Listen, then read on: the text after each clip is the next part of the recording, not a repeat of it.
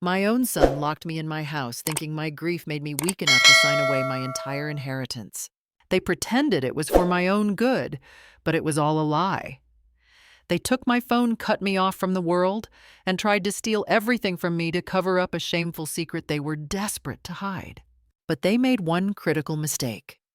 They forgot I was a former bank manager, and I used their arrogance to turn a private will reading into a very public reckoning that they never ever saw coming. The days after my husband's funeral are a blur of lilies and hushed voices. Our home in Newton, usually so full of his booming laugh, was draped in a heavy silence. The gathering after the service was meant to be a comfort, but I found myself watching my eldest son Graham from across the room. He was playing the part of the grieving heir, the dutiful son perfectly. He accepted condolences with a firm handshake and a somber nod, his hand resting on his wife Karina's back for support. But I know my son. I saw the tightness in his jaw, the muscle that jumped whenever he thought no one was looking. And his phone, it never left his hand. He'd angle his body away, his thumbs swiping anxiously at the screen, a flicker of something sharp and panicked in his eyes, before he'd turn back to the room with that carefully constructed mask of sorrow. Karina was right there with him, a constant presence at his elbow, whispering affirmations into his ear, like a coach on the sidelines. I just thought it was grief. I now know it was the frantic energy of a man trying to keep his world from imploding. In the week that followed, their concern for me became suffocating. It started subtly. Graham began answering the landline, and I'd hear him telling my oldest friends, women I'd known for 50 years, that I was resting and shouldn't be disturbed. Karina took over the mail, sorting through it at the kitchen island. She said she was just handling the sympathy cards to spare me the pain, but soon all of it bills, bank statements. Personal letters was being filtered through her. They framed it all as protective care, as a way to shield me from the stresses of the world while I grieved. But it didn't feel like a shield. It felt like a cage, a gilded one, but a cage nonetheless. The world outside my own home began to feel distant, its sounds muffled by their ever-present watchful attention. Then came the day of the betrayal. Graham came into the study where I was trying to read, carrying a thick, leather-bound folder. He told me it was just some routine estate documents that our lawyer needed, signed to ensure efficiency. He sat beside me, his manner a little too brisk, a little too businesslike. He spread the papers on the desk, speaking in a rapid-fire stream of jargon pointing to signature lines. He kept using phrases like asset consolidation and streamlining probate. It was all meant to sound official and a bit confusing. Deep within the stack, nestled between a standard tax form and a property inventory list, was a broadly worded power of attorney document. He dismissed it as a standard formality, something that would just allow him to handle things on my behalf so I wouldn't have to. I remember hesitating for a second. A tiny bell rang in the back of my mind, a whisper from my old life as a bank manager. But I was exhausted. My heart was a hollow ache in my chest, and this was my son, my firstborn. So I picked up the pen and I signed. I trusted him. That night, sleep wouldn't come. The house was so still, so empty without my husband's gentle snores from the other side of the bed. I got up thinking a glass of water might help and walked quietly down the hallway. As I passed Graham's old study, the one he was using as his own while he stayed with me, I heard a voice. It was his, but it was a voice I'd never heard before, hushed, frantic, and stripped of all its usual confidence. It was the sound of raw terror. I stopped pressing myself against the wall and listened. I only caught fragments sharp and chilling in the dead of night. He said the creditors won't wait. He said the Newton property is the only asset liquid enough. And then the final, gut-wrenching phrase that turned the blood in my veins to ice. He said they'll file the suit and expose everything by Friday.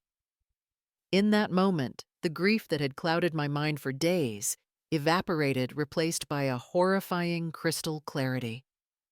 This wasn't about managing an estate. This was about a desperate high-stakes cover-up, and I had just signed away the very thing he needed to save himself. By the way, if you're enjoying the story so far, please consider subscribing so you don't miss what's next. We'd also love to hear your own story if you'd like to share it with our community. Now, let's get back to it. I didn't sleep for the rest of that night. I just sat in the dark, the horrifying words echoing in my mind. But when the sun came up, the fear had crystallized into something cold and hard, a plan. The grief was still there, a heavy weight in my chest, but the part of me that had managed a bank branch for 30 years was now wide awake. I walked down to breakfast that morning, not as a victim, but as an analyst gathering data. Graham and Karina were already at the table, forcing cheerful morning chatter. I took my seat, poured my tea, and waited for the right moment. I decided to aim for the weakest link. I turned to Karina with a soft, thoughtful smile and asked her how Graham's little investment club was doing. I told her he had mentioned a company called Ethel something, and that I was so proud of his ambition. I deliberately used the wrong name, a slightly flawed detail, from a conversation months ago just to see what she would do with it. The effect was instantaneous. A fork clattered against her plate. Karina's eyes went wide with a kind of primal panic, and she started to stammer something vague about tech startups and market volatility. It was a terrible, fumbling answer. Before she could completely unravel, Graham rushed in from the kitchen, a coffee pot in his hand. He'd clearly been listening. He started talking over her, his voice a little too loud, launching into a completely different, far more elaborate story about a real estate venture that was performing beautifully. The two lies hung in the air between us, so contradictory and clumsy that the silence that followed was deafening. I just looked from one to the other, my face a mask of mild confusion, but inside a cold certainty settled in. It was all true. Using their awkward scramble to my advantage, I pressed a hand to my forehead and told them I was feeling a bit overwhelmed and needed to go lie down. It was the perfect excuse, using the role of the frail widow they'd assigned me. They practically leapt to help me to my room. But instead of going to my bed, I slipped into my husband's old study and closed the door. In the corner under a dust cover was an old laptop we never used. It took a moment to boot up, but it connected to the internet. My fingers flew across the keyboard as I composed a short, encrypted email to my late husband's estate lawyer, a man named Davison, who I trusted implicitly. I told him they were trying to steal from me. I told him to call me on my private line, the one the family didn't know about. I wrote the word urgent and hit send. It felt like I had just launched the one and only flare I had. When I came out of the study a while later, the atmosphere in the house had changed. Their fear had curdled into something else. The false concern was gone, replaced by an oppressive, almost menacing authority. Graham met me in the hall and told me that in my fragile state I shouldn't be dealing with the stress of condolence calls. He then held out his hand and asked for my cell phone, saying he would screen everything for me. It wasn't a request. A little while later, Karina brought me lunch on a tray and suggested I should probably just stay in my room and rest for the next few days. The cage was no longer gilded. It now had iron bars. I understood then that I was a prisoner in my own home and that this fight was going to be far more dangerous than I could have ever imagined. I knew that fighting them directly would be a mistake. They had my phone, they controlled the doors, and they thought they had my signature on that document. So I did the last thing they expected. I collapsed. I played the part of the frail, broken-hearted widow they wanted me to be. I became quiet, compliant, and fragile. When Karina brought me my meals on a tray, I thanked her with a weak voice. When Graham came in to check on me, I would just nod, letting a tear roll down my cheek. It was a humiliating performance, but a necessary one, and it worked. I could see the tension leaving their shoulders. They started leaving my door ajar. Their check-ins became less frequent. They believed their little panic at the breakfast table was a one-time event, and that they now had the situation completely under control. They thought they had won. Of course, at the time, I didn't understand the sheer depth of my son's desperation. I just knew it was about money. Now I can picture him during those days sitting alone in his ridiculously expensive car after a tense meeting somewhere in Boston. I can see him taking the call from his primary creditor, his knuckles white on the steering wheel. I can imagine the brutal, humiliating conversation, the voice on the other end of the line stripping away his pride, piece by piece. I learned later the tech startup wasn't just a failure, it was a complete sham from the start. He was millions in debt, and worse, so much worse, he had used his father's good name, forged his signature actually, to secure the final illicit loans. He wasn't just facing bankruptcy and public disgrace. He was facing potential criminal charges for fraud.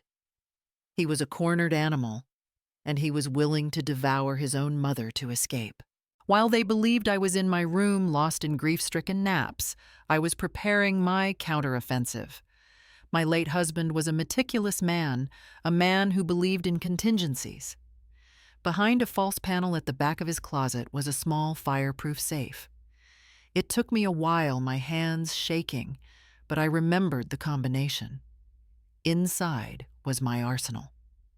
Pristine, notarized copies of our original wills.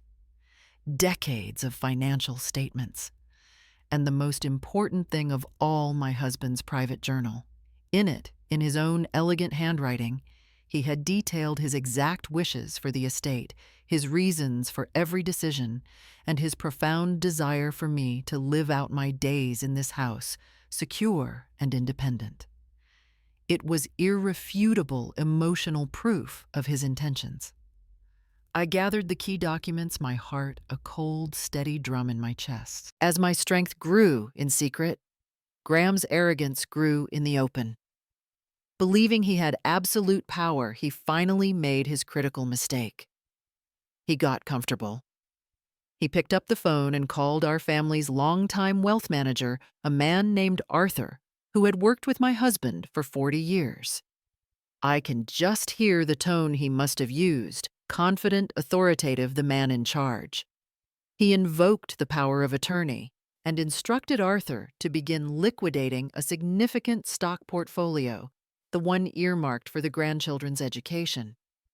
What my son didn't know, what he couldn't possibly know, was that my husband had established a security protocol with Arthur years ago. Any transaction over $10,000 required direct verbal confirmation from me on a private phone number that only Arthur and I had. Graham hung up that phone call, believing he had just set his salvation in motion. In reality, he had just sprung his own trap. I spent the next day waiting. My feigned weakness had become a cloak, and under it I was a coiled spring. I knew Arthur, our wealth manager, would have tried my private line. I knew when I didn't answer, he would have contacted Mr. Davison, our lawyer. The trap was set. I just had to wait for it to spring. The doorbell rang just after lunch. Karina went to answer it expecting a delivery, but I heard her give a little gasp. I knew, even before he walked into the hall, that it was him. Mr. Davison stood there tall and imposing in his dark suit, his face a grim mask of professionalism. He didn't even acknowledge Graham and Karina, who were scrambling to manage the situation. His eyes found me at the top of the stairs, and he announced in a voice that carried through the entire house that there was a grave irregularity in the estate filings that required his immediate and private consultation with me, his client. Graham started to bluster to say I wasn't well, but Mr. Davison simply cut him off with a look. Their authority built on lies, and my feigned fragility evaporated in an instant.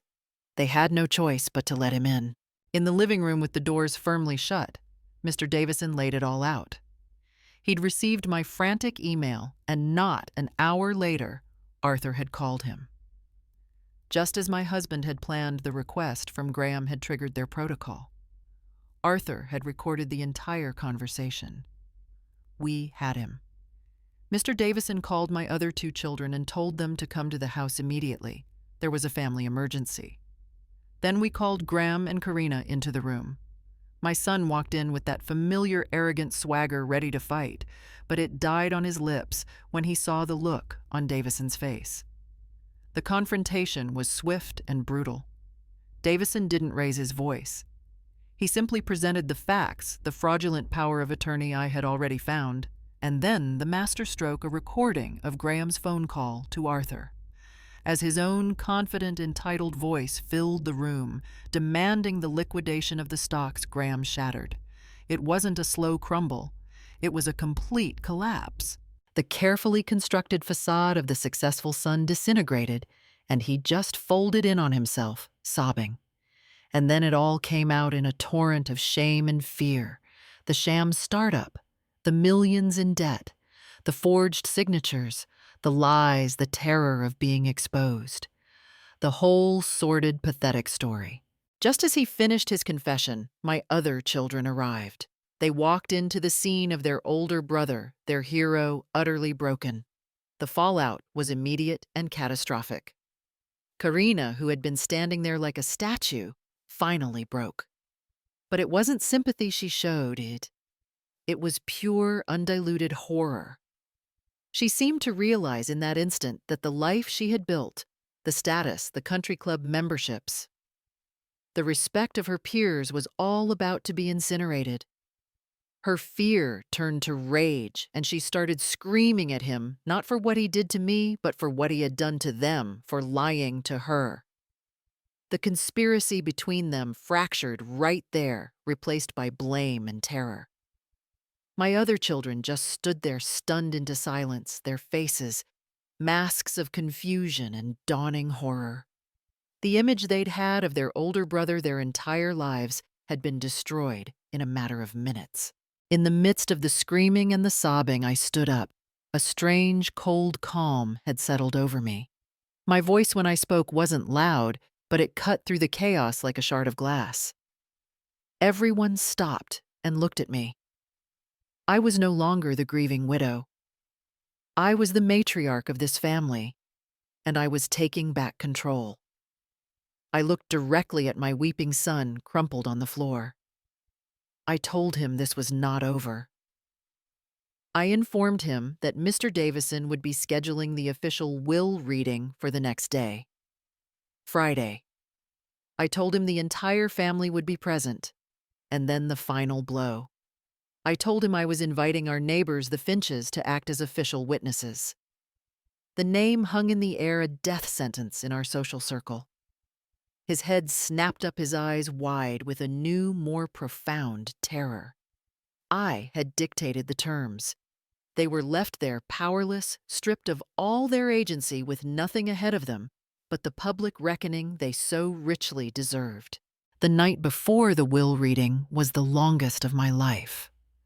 There was no screaming, no fighting, just a thick, dead silence in the house that felt heavier than any sound. Graham and Karina stayed in their room, and I stayed in mine. We were 3 isolated islands of misery and resolve. The next morning, Friday, was gray and overcast, the sky matching the mood inside. I had Mr. Davison arrange the drawing room not as a place of comfort, but as a boardroom, a place of judgment. A long mahogany table was polished to a high sheen, reflecting the grim faces of those who would soon sit around it. I took my place at the head of the table, dressed in a simple, elegant black dress. I was no longer grieving. I was resolved. My other children and their spouses arrived first, their faces etched with confusion and a sad apprehension. Then Karina and Graham entered. Karina looked brittle, her face a mask of barely contained rage. Graham was a ghost. He was pale, hollowed out, his eyes vacant. He didn't look at anyone as he took a seat as far away from me as possible. Finally, the doorbell rang one last time. Mr. and Mrs. Finch, our neighbors for over 40 years, were shown in. They are the undisputed moral arbiters of our circle, and their presence lent the room the solemn weight of a courtroom. Mr. Davison began precisely at 10 o'clock. He cleared his throat, the sound unnaturally loud in the silent room. Everyone expected him to unroll my husband's will. Instead, he kept his hands flat on the table and announced in a calm, authoritative voice that before the disposition of the estate could be addressed, he was legally obligated to address a recent and criminal attempt to defraud it. A collective gasp went through the room. Graham sank lower in his chair. Davison then proceeded to systematically present the case. He produced the fraudulent power of attorney, laying it in the center of the table for all to see. He then placed a small digital recorder on the table and played the audio of Graham's phone call to our wealth manager. My son's confident, entitled voice filled the room, and the shame radiating from him was a palpable force. Finally, Mr. Davison read from a sworn affidavit I had signed, detailing the days of coercion of being isolated and imprisoned in my own home. It was a methodical, brutal dismantling of my son's character. When Davison finished, the silence was absolute. No one seemed to breathe. And then the judgment came, not from me, but from the community I had chosen as my jury. Mr. Finch, a retired federal judge with a voice accustomed to command, leaned forward slightly. He didn't look at me or anyone else. His eyes were fixed on Graham with an expression of pure, unadulterated contempt. When he spoke, his voice was quiet, but it carried an immense weight that crushed the remaining air from the room. He said that my husband had been a man of honor. He said that what Graham had done was the most profound and craven disgrace he had ever witnessed. That was it. There was no yelling, no theatrics, just a simple, devastating pronouncement of guilt. It was a social death sentence. I watched as my other children stared at their brother as if he were a stranger. Karina visibly shrank in her chair, the weight of that public condemnation pressing down on her. This was the true punishment in our world, not the loss of money, but the loss of respect. Then and only then did I deliver the consequences. I gave Mr. Davison a slight nod. He picked up a new document, a freshly drafted codicil to the will, and began to read. The terms were simple and absolute. Graham was to be immediately and completely disinherited from the Callahan estate. A tremor went through him, a choked sob he couldn't hold back. But I was not just being punitive. I was being just. The codicil, Davison continued, offered a single brutal path back not to wealth, but to honor. Graham would be required to sell his own home to begin repaying the creditors he had defrauded. He would be required to enter formal debt counseling, and he would be required to write a personal letter of apology to every single member of the family. If and only if he completed those terms, a small, strictly controlled trust would be established not for him, but for the future education of his children. I would not punish the innocent for the sins of their father. With that, it was over. I had reclaimed legal and moral control. I had preserved my husband's legacy of honor, and I had left my son with nothing but the crushing weight of his choices and one single difficult path toward becoming a man of integrity. After the storm of that Friday, a quiet settled over the house, a real quiet, not the suffocating silence of before. The truth, once it was out, spread through our community not like a wildfire, but like a slow, rising tide. The Finches were discreet, of course, but the story didn't need to be shouted. It was felt in the averted gazes at the grocery store, the sudden silences at the country club, the invitations that were no longer sent. A few months later, a "for sale" sign was hammered into the lush, manicured lawn of my son's house. It was the public flag of their surrender. They had become social pariahs.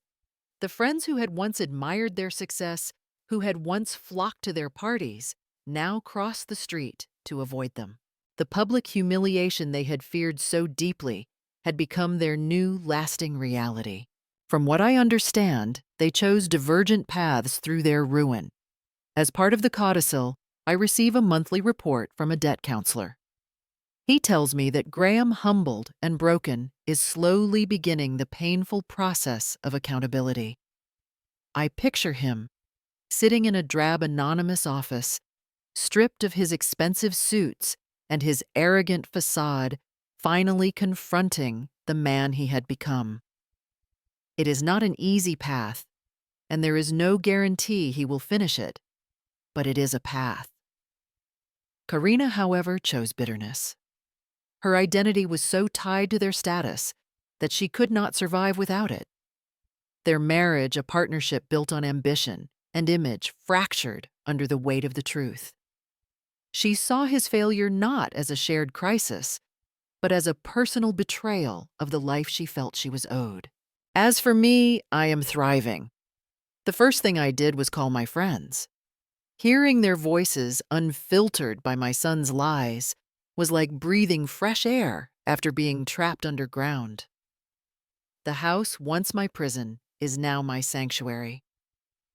My other children and I have a new relationship, one built on a foundation of truth and a profound new respect.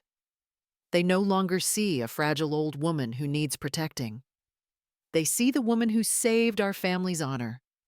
I even took my husband's seat on the board of a local children's charity, dusting off my old financial skills for a purpose that fills my heart. I am busy, I am connected, and I am free. I'm in my garden now, pruning the last of the autumn roses. The air is crisp, and the late afternoon sun feels warm on my face. I look back at the house, its windows glowing. It no longer feels like a cage, but like a fortress, a legacy I successfully defended. I had to become a warrior to save this place of peace. My husband's memory is safe here not because I was quiet and submissive, but because I was strong. I have transformed my pain into wisdom, and the grief, while it will always be a part of me, is no longer a weakness.